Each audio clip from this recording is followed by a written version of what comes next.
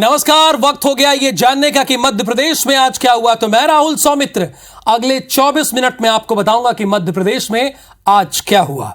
तो पहली खबर तुलसी पीठाधीश्वर से जुड़ी हुई है, यानी स्वामी रामभद्राचार्य से।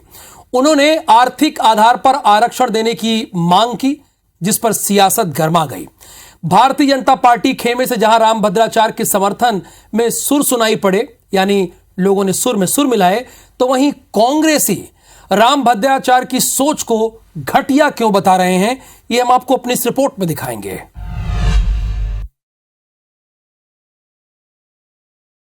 आरक्षण चाहिए, पर आर्थिक आधार पर आरक्षण किया जाए, जाति के आधार पर आरक्षण न हो, प्रतिभा की हत्या न हो। जबलपुर में कथा पाठ कर रहे स्वामी रामभद्राचार्य के आरक्षण को लेकर इसी बयान के बाद सियासी पारा हाई हो गया है। रामभद्राचार्य ने जातिगत आरक्षण को झगड़े की जड़ बताकर आर्थिक आधार पर आरक्षण की मांग कर डाली। उनके इस बयान के बाद कांग्रेस मुखर हो गई है। उनकी सोच है, ये वो जाने। बाकी हम तो जो डॉक्टर बाबा अम्बेडकर जी ने संविधान लिखा है, हम उस पर दृढ़ संकल्पित है चलने का। कमलनाथ जी की सरकार थी तो 10% सवर्ण वर्ग को आर्थिक लाभ मिले, आर्थिक रूप से जो कमजोर, फैसला किया गया था। वहीं बीजेपी नेता रामभद्राचार्य के समर्थन में खड़े दिख रहे हैं। नेताओं का कहना है कि रामभद्राचार्य ने आरक्षण खत्म करने की नहीं, बल्कि गरीब पिछड़ा वर्ग लोगों को आरक्षण देकर आगे बढ़ाने की वकालत की है। गरीब हर वर्ग का हो सकता है, उसको भी तो आरक्षण मिले, उसको भी आरक्षण से उठाकर ऊपर लाए, ये उनका कहना है। उन्होंने ऐसा नहीं कहा कि आरक्षण समूल नष्ट कर दो। उन्होंने कहा कि देश को दलितों में और सवर्णों में हमने नहीं बांटा। भगवान के तो 4 पुत्र थे, उसमें चारों वर्ण थे। आर्थिक दृष्टि से भी कमजोर है, जाति कोई भी हो सकती है, धर्म कोई भी हो सकता है। उनके लिए भी तो सोचना चाहिए कि भाजपा सरकार ने इस दिशा में भी कदम उठाए। देखिए, संतों की वाणी पर हम टिप्पणी नहीं करते, लेकिन संत सत्य बोलते हैं। आर्थिक आधार पर आरक्षण की पैरवी पहले भी की जाती रही है, लेकिन इसका समर्थन कर किसी भी पार्टी ने जोखिम न उठाने में ही अपनी भलाई समझी। लेकिन चुनावी साल में स्वामी रामभद्राचार्य ने एक बार फिर आरक्षण पर बहस छेड़ दी है। Bureau report, IPC 24। नेताओं का बड़ा निराला अंदाज है। वो कह रहे हैं कि हम संतों की वाणी पर टिप्पणी तो नहीं करते, लेकिन टिप्पणी कर भी गए। आगे बढ़ते हैं। हिंदू राष्ट्र अधिवेशन को लेकर जगन्नाथ शक्तिपीठ के शंकराचार्य स्वामी निश्चलानंद सरस्वती रीवा पहुंचे। इस दौरान उन्होंने हिंदू राष्ट्र की परिकल्पना करते हुए बड़ा बयान दिया। उन्होंने ईसाइयों को हिंदू बताते हुए कहा कि ईसा मसीह की प्रतिमा में वैष्णव का निशान है, इसलिए ईसाइयों को हिंदू धर्म की ओर आगे बढ़ना चाहिए।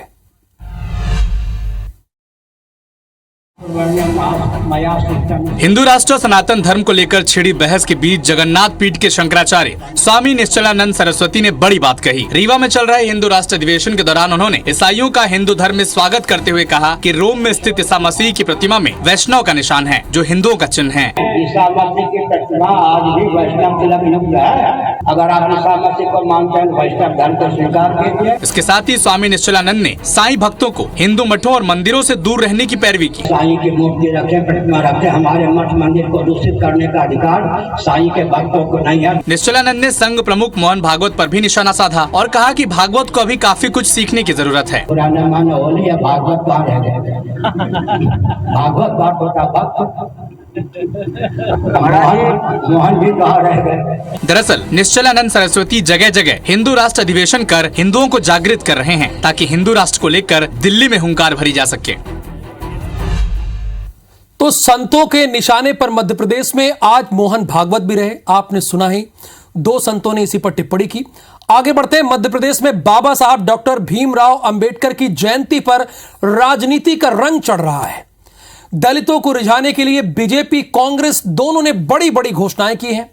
इसके साथ ही आरोप प्रत्यारोप का दौर भी खूब चला है।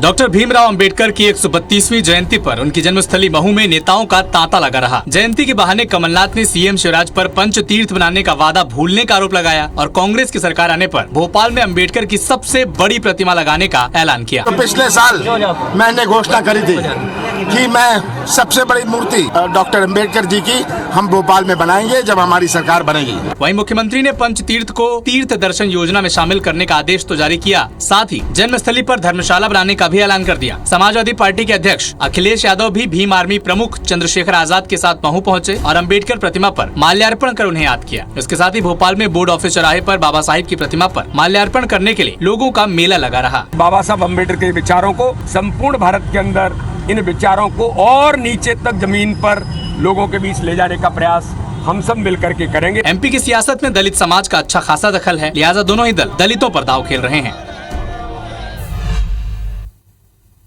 तो अंबेडकर तो बहाना है, दलितों को पर निशाना है इन लोगों का। तो राज्यपाल मंगू भाई पटेल और सीएम शिवराज सिंह चौहान शुक्रवार को खरगोन के माहेश्वर पहुंचे थे, जहां उन्होंने अंबेडकर जयंती और लाडली बहना महासम्मेलन में शिरकत की। इस दौरान मुख्यमंत्री ने माहेश्वर में देवी अहिल्याबाई, महालोक और करही को तहसील, बलवाड़ा और काटकूट को उप तहसील बनाने का ऐलान किया। एक और आपको रिपोर्ट दिखाते हैं।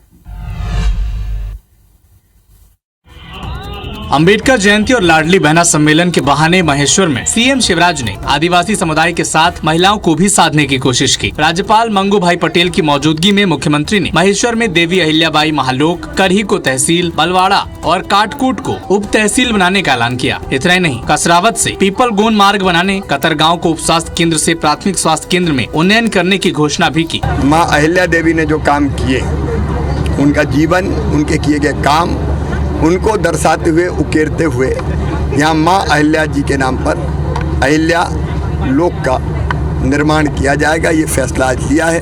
राज्यपाल मंगू भाई पटेल ने देवी अहिल्या लोक बनाने की घोषणा पर सीएम की तारीफ की। तो सभी महिला ने एक आवाज से ताली दी, ये अंदर की आवाज थी।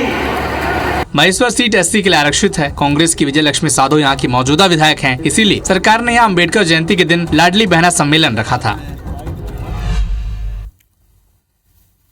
मुख्यमंत्री शिवराज सिंह चौहान के माहेश्वर दौरे को लेकर कांग्रेसियों ने विरोध की योजना बना रखी थी, लेकिन इससे पहले ही पुलिस ने कांग्रेस विधायक और पूर्व मंत्री डॉक्टर विजय लक्ष्मी साधो समेत कई कांग्रेसी कार्यकर्ताओं को अपनी कस्टडी में ले लिया है। खरगोन के महेश्वर में हाथों में तख्तियां थामे कांग्रेस कार्यकर्ताओं का ये हुजूम जुटा तो था सीएम शिवराज सिंह चौहान के दौरे का विरोध करने, लेकिन योजना की भनक लगते ही पुलिस ने कांग्रेसियों को पहले घेर लिया। दरअसल कांग्रेसी माहेश्वर पुल के पास हेलीपैड से सभा स्थल जाते समय सीएम के काफिले को रोकना चाहते थे, लेकिन इसके पहले पुलिस ने उनके मंसूबों पर पानी फेर दिया। मौके पर मौजूद कांग्रेस विधायक और पूर्व मंत्री डॉक्टर विजय लक्ष्मी साधो समेत 100 से ज्यादा कार्यकर्ताओं को हिरासत में लेकर थाने लाया गया। संवैधानिक व्यवस्थाओं के कारण ही हम अपनी बात रख रहे थे। आपने मेडिकल कॉलेज जो स्वीकृत था उसका काम क्यों नहीं शुरू किया? आज बाबा साहब अम्बेडकर की जयंती के ऊपर शिवराज सरकार ने किया है, वो इनकी दलित विरोधी सोच बताता है, निंदनीय है। कांग्रेसी महेश्वर के प्रस्तावित मेडिकल कॉलेज और किसानों समेत कई मुद्दे को लेकर अपनी बात रखना चाहते थे, लेकिन उनके मंसूबे भांपकर पुलिस ने उनको हिरासत में लेना ठीक समझा। तो इंदौर के बंबई बाजार में शुक्रवार को उस वक्त विवाद हो गया जब एक महिला अपने बच्चे और परिजनों के साथ बाजार में खरीदारी करने गई थी। मामूली बात पर हुआ विवाद इतना बढ़ गया कि महिला और बच्चों के साथ मारपीट पर बात आ गई और थाने में नेताओं का जमावड़ा लग गया। क्यों ऐसा हुआ, आपको रिपोर्ट में दिखाते हैं। मिनी मुंबई इंदौर के बंबई बाजार में अपने बच्चों के साथ खरीदारी करने पहुंची महिला का स्थानीय दुकानदार से विवाद हो गया।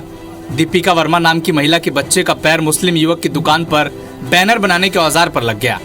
इस बात पर गुस्साए युवक ने गाली गलौज कर महिला से मारपीट कर दी। बैनर पे लात लगी थी बच्ची को, तो बच्ची के हम बोल रहे थे ना, तो बच्ची को अंडरस्टैंड बोल रहा था, बच्ची को घसीट के ले गया। दीदी बोलने लगी तो दीदी को भी मारने लग गया वो। विवाद की खबर पर बीजेपी विधायक आकाश विजयवर्गीय अपने समर्थकों के साथ थाने पहुंचे।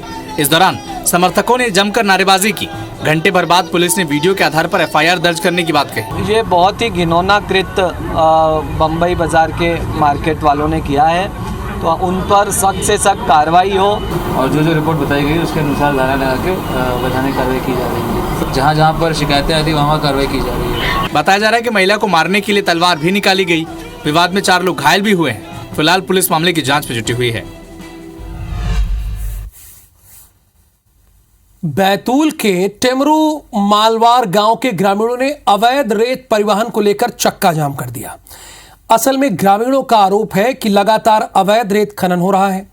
1 महीने पहले अफसरों से इस बात की कंप्लेन भी की गई थी, लेकिन किसी ने भी इस ओर ध्यान ही नहीं दिया, जिससे परेशान होकर सरपंच समेत ग्रामीणों ने चक्का जाम किया है।